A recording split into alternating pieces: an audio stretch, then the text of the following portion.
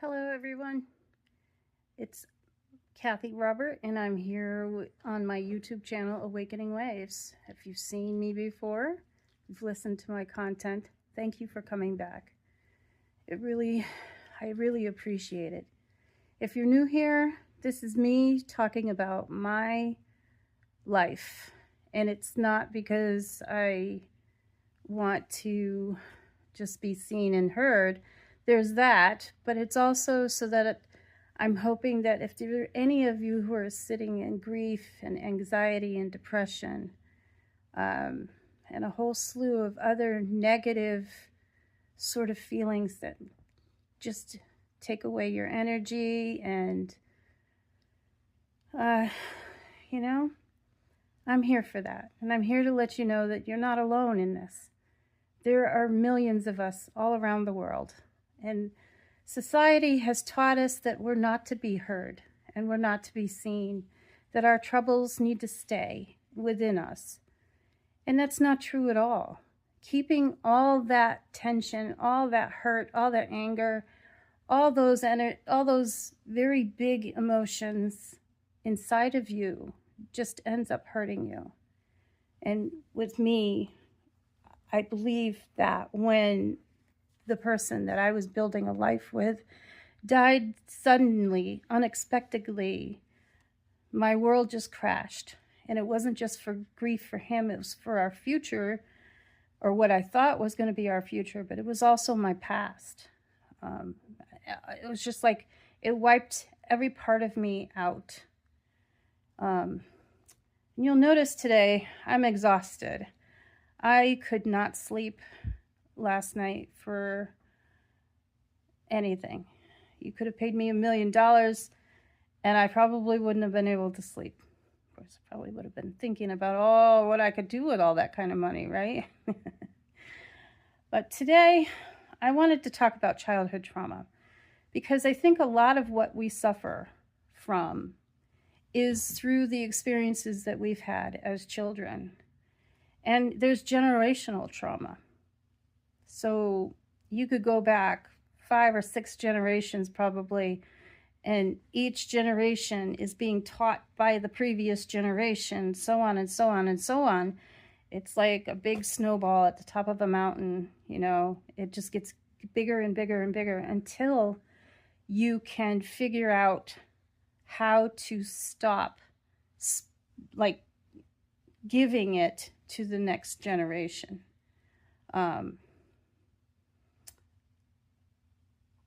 It's not even that I want to blame my parents for how I am, or my grandparents, or greats and great-greats and great-great-greats. That's not what I'm here to do. I'm here to show that the majority of the people who raise their children are also traumatized through their life experiences. And their parents are traumatized, and their great-grandparents, grandparents, so on and so forth. And that trauma just keeps being passed down. It's just if you had a really abusive, neglectful childhood, then if you're still walking around and you're pretty even keel, God bless you, because there's not too many of us who are. Conditioning is a real thing. Teaching people how society expects people to behave, all the rules that you have, you should not be seen or heard. And so, excuse me. Yeah, I accidentally turned off my phone. just trying to get into, and my hair is like bugging me. I need a haircut. So that's what I wanted to say is, when I was younger, especially like in my teens, there was resentment for my mom and for my dad. My dad became an absent father. Sometimes he was there, sometimes he wasn't there. And it was just like, well, are you coming or are you going? What you doing here, Dad? He would forget my birthday, always.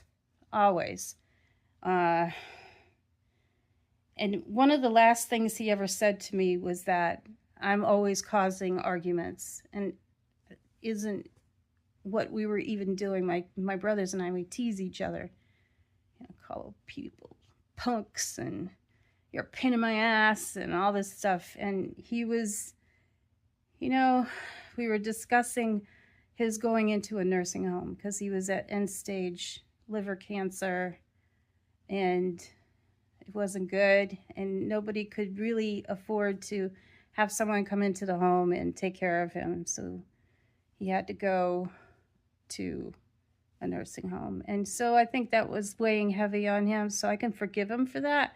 But it seemed like he always picked on me. I was his only daughter. He had 6 boys and 1 girl. Can you imagine? I wonder how my life would be different if I had sisters. I don't know. Maybe worse, maybe better, maybe nothing different. Anyway, let's talk about childhood trauma. One of the things I did is I made bullet points so that I don't run off in a tangent like I just did. I chatter. You get me talking on the phone and I can't shut up. And I have a very hard time listening because I'm so eager to talk to another adult that isn't my child, and I'm sure there's a lot of you out there who feel the same way. So childhood trauma is anything that is traumatic, that,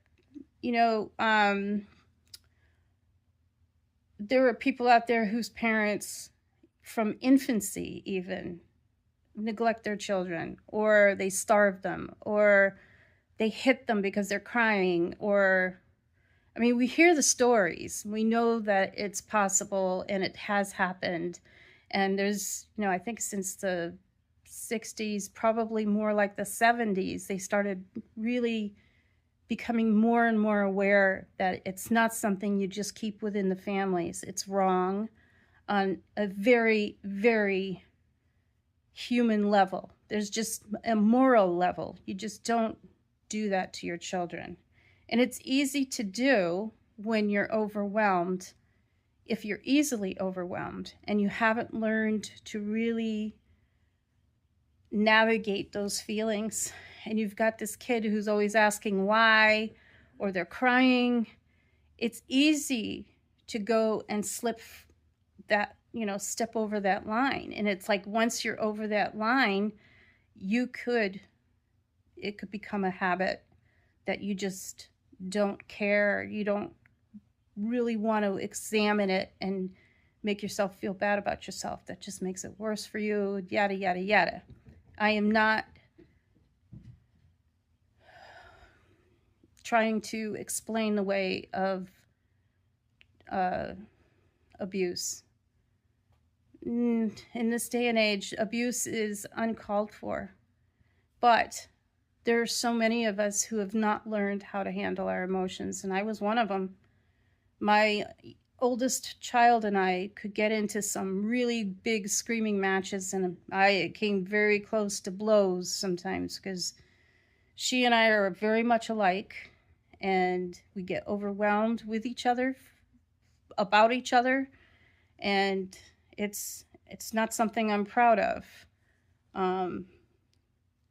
These past few years have been really eye-opening for myself. I have learned a lot about myself and how I will react to a trigger. God, I need a haircut. So outside of the actual physical and mental and emotional abuse, like day in, day out, where it's knock down, drag out kind of deal.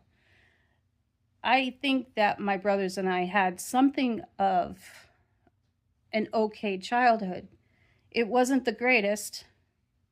My dad had a temper, and I think we're a lot like him in that we didn't know how to process that overwhelm when things are getting crazy.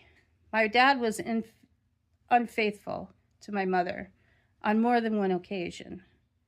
And I imagine that there were fights about that. I don't recall that being like words in my head that I listened to.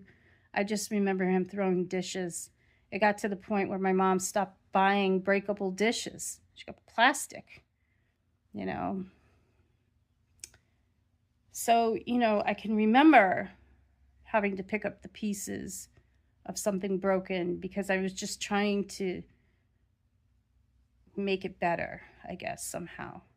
I don't remember my mother, though, and there's neglect. But you got to understand, anybody who was born in the 60s, 70s, even, well, before the 60s, but my generation is, I was born in 1965. 4 of my brothers were born in the 60s, 1 in the 70s, and 2 in the 80s. And, or maybe one's still in the 79. Sorry, Josh, I don't know. I can't think. The thing is that when you're allowed to just roam around, it's cool. But at the same time, you don't have an adult who loves you, who is telling you that you'll be okay because you fell down and you skinned your knee. Or you're thirsty and you're hungry, but they're not home because they're working. That was a real thing, you know. They'd pack us a lunch, maybe, and just let us, you know, say, here, stay in the park while I work, and I'll come get you at the end of the day. Or we would just stay inside the house. No, it depends on who your parents were. If you were thirsty, you'd go to the outside spigot and get your water there. More often than not, if you're running around outside all the time, you're not really hungry. You're just so busy exploring and doing everything like that. And it was cool. I loved following my 2 older brothers around. More often than not, I don't think I did when I was really young. But as I got older, I started following them around, collecting baseball cards, getting the gum, and going to the corner candy store, stealing $1 from my mom or something like that so we could get candy. Whew, bad kids. You know, there's the not being seen. There's the feeling unsafe. My dad threw me out of the house at either 4 or 5 years old because some Christmas one of the Christmas lights, a string of lights was out. He blamed it on me. I just remember looking up at him because he was really tall, 6'4" or something like that. Big guy. He wasn't really big then, like as a lot of us do. We get a belly as we get older. And he was still pretty thin then, but he was tall, you know, and I'm this little squirt, and he's yelling at me, "How dare you?" And he threw me out of the house, told me never to come back. And there was one time, I'm not sure how old I was, maybe 4, maybe 5. He tried to teach me how to ride my bike without the training wheels, and I just couldn't get the balance. I don't remember the actual part there. I just remember him sending me to my room and telling me I had to go to bed without dinner because I couldn't even learn how to ride a bike. And I'm not sure if he was upset because I couldn't ride a bike, or he was upset that I was upset, that he was upset. A little bit of a merry-go-round there. And he came in, and I remember him with a hammer, and he, you know, I'm going to knock some sense into you, or maybe this will help you learn how to ride a bike. I ended up maybe a year or so later that my eldest brother taught me how to ride a bike. I don't remember like a lot of stuff from my childhood, and I'm not sure if it's because of trauma.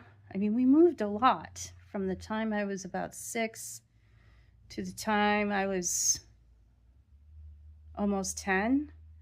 I think we moved 7 or 8 times, sometimes twice in a year. And that's very hard, especially if you're shy to begin with.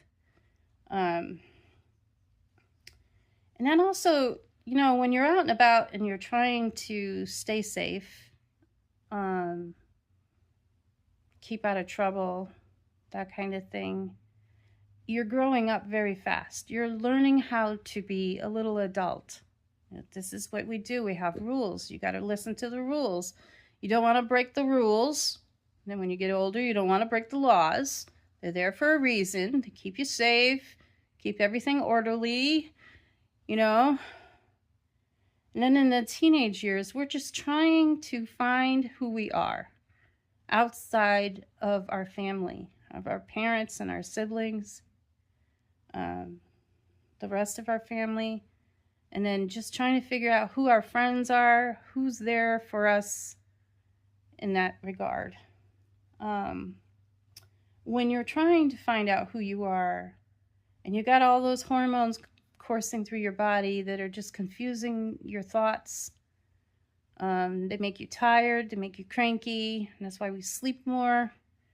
It's a lot. And you can ingest all this emotion. And you know, I got bullied in middle school. One girl just walked up to me at the end of the day and just punched me right in the stomach. And to this day, I'm not quite sure why. I did something to someone, or I took somebody's boyfriend, which I didn't really care for boys just yet in middle school. So that was weird. And then I was looking outside of myself for love, for companionship, for community. And if you didn't have a boyfriend, then you were a loser, that kind of thing. At 13, I had a boyfriend. Not really, you know, but it was nice to call this one a boyfriend. And then there was that one who was a boyfriend, and you just realize, not so much. There's one I would love to see again, just to see how he's doing. I'm curious, you know, about this one particular person, but I'm 60 years old now. I'm pretty sure he don't care about. I mean, it'd be amazing if anybody can remember certain people.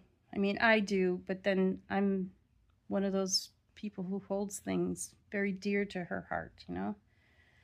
And you know what the thing is with trauma? It's not always something that happened to us. Like, you know, trying to think.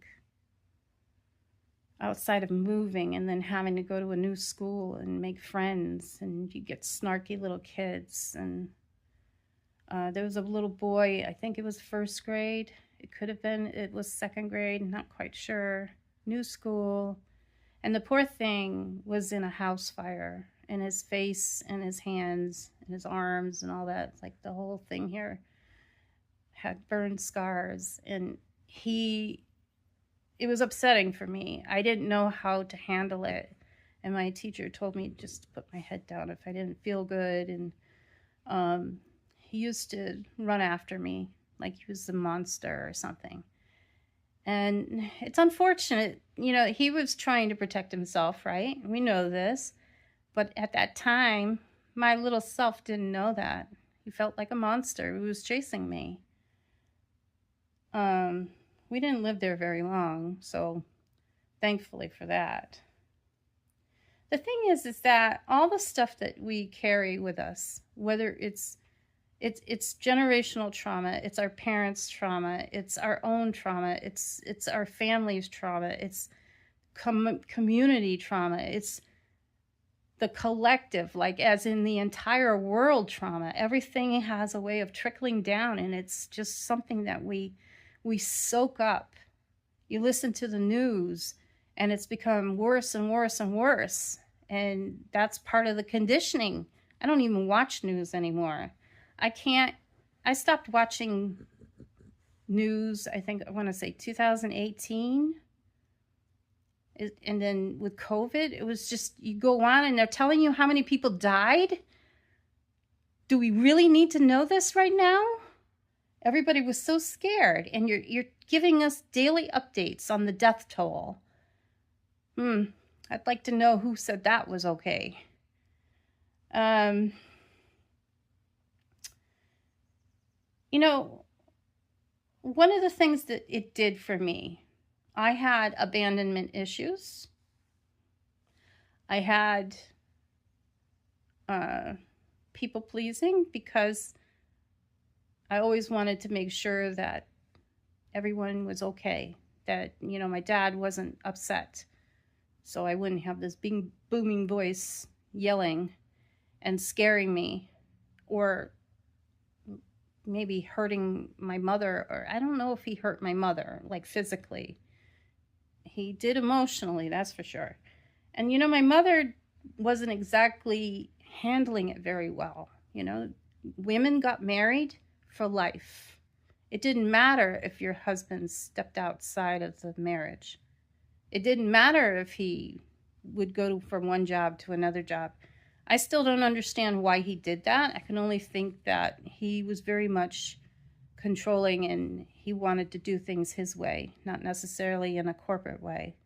He was a chef, he was a line cook, he was a manager. I mean, he did a lot of stuff. And I think his love was being a magician. And unless you're somebody who can get the kind of attention like the one who can make buildings and elephants disappear, he was more of the hands, sleight of hand type of thing. Taught me a few tricks with rubber bands and silk cloths and stuff like that. So there's lots of good things too. You know, I remember us going to the, when we lived near Pittsfield, there was a lake up in those mountains up there somewhere, and it was Bruce the duck. Bruce the duck. He was a mallard duck, I believe, and that's where I learned how to swim. I remember doing swimming lessons there, and it was fun.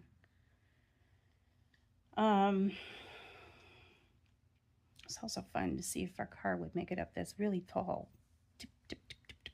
mountain. And we had, like, I think, a station wagon. And the station wagon, I think, was pretty old. And it didn't like going up that mountain with all us kids in the back. So sometimes we would have to get out and walk up the hill. And, you know, it was crazy. So when it comes to all this, and I'm all over the place, and I apologize, but I'm tired, and I just want to get through this. I just feel like I need to produce something every week, and that's part of my healing myself, you know. I've learned how I overgave. I searched for love from people who had no idea what it was to love, especially in your teenage years. This is where you're finding out what love is like for, you know, like a couple. You want to get married and have children. I wanted to be a teacher at first. And then I wanted to be a bed and breakfast owner, you know, work in my own home, make muffins, and I don't know what else, but that was the dream then.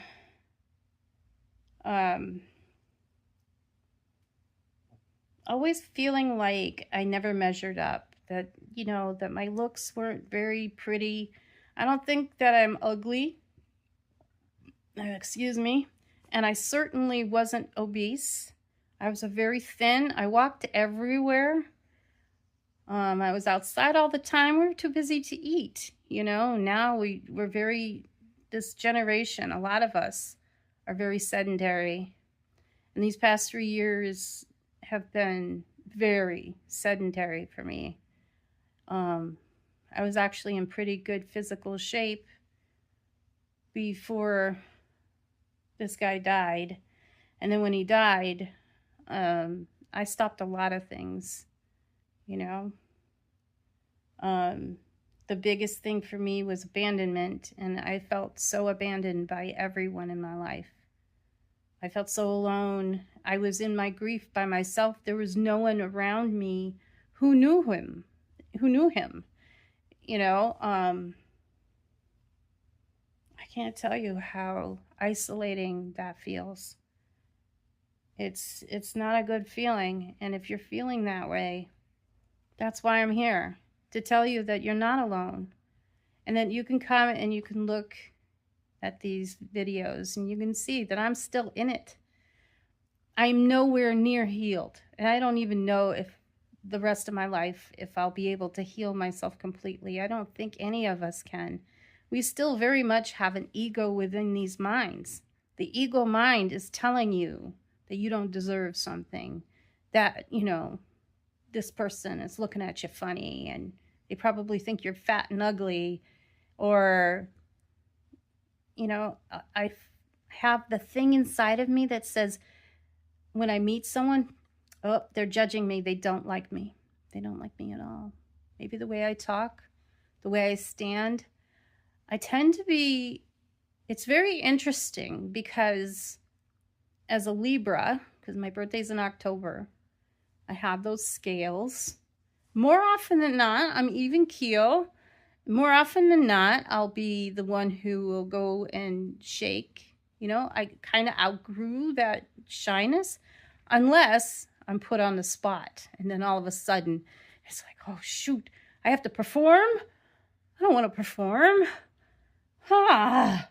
You know? It's just that when you're healing here, and you're in a lot of trauma right now, otherwise, why would you be looking at my video about childhood trauma? You know, you've got to feel like there's been a lot of stuff in your life, and you're holding on to all that emotion that you never invited into you. You never invited the experiences that you had that leave you feeling less than, that make you feel small, that make you feel scared and angry and hurt. Nobody wants to feel those things. And if you don't process them, you can end up where you can't function, like myself. I'm in a functional freeze. I can go out and I can stand in a line at a grocery store and have a conversation with someone I don't know. Excuse me.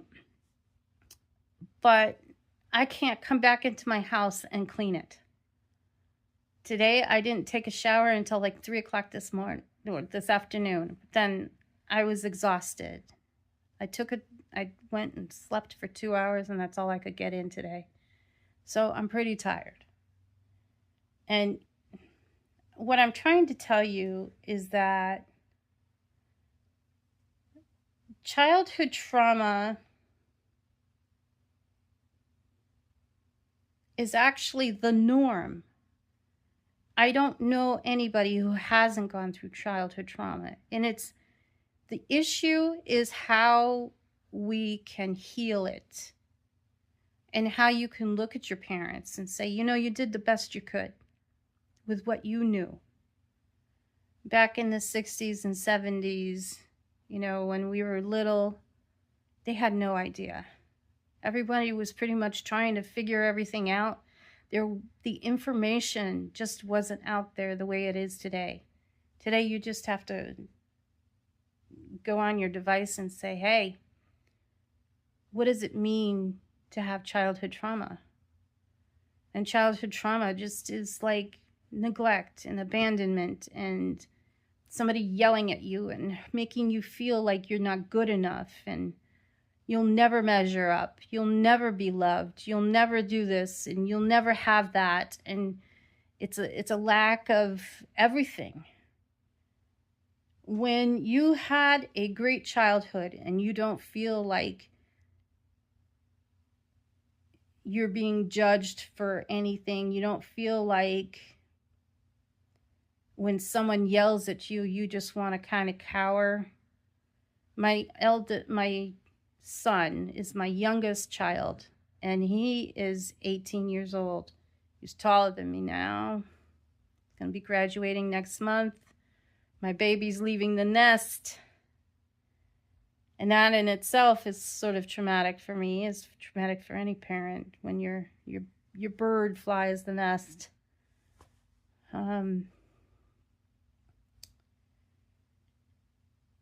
what I'm offering you here is that there is so much information out there. It's very important that when you find your information, you can go ahead and Google childhood trauma.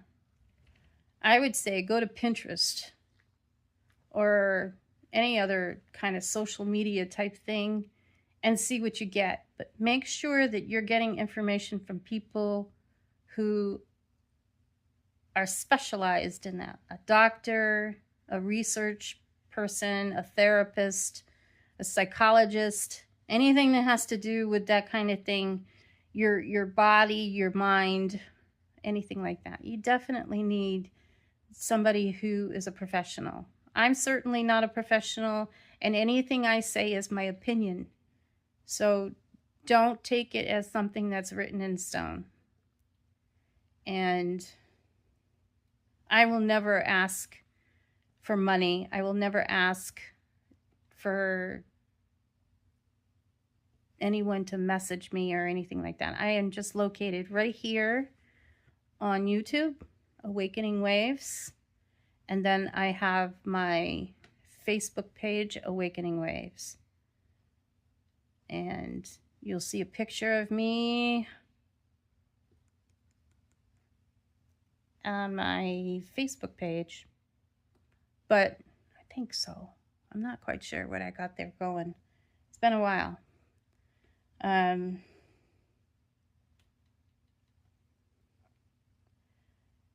think that there's hope because there's so much help out there. If you feel like you are at your wit's end, in my last video I posted a number, which I apologize, I don't remember the number. I'm gonna look up the number now. I got my laptop here. See if I can find that. 988 24/7 a day, and the cost is free. You can text 741-741 to reach a trained counselor, crisis counselor, through the crisis text line. It's a global non-for-profit or not-for-profit organization, and it's confidential. There's 988lifeline.org, 988lifeline.org. There's also, that's the website, and it has all this information on there. 988.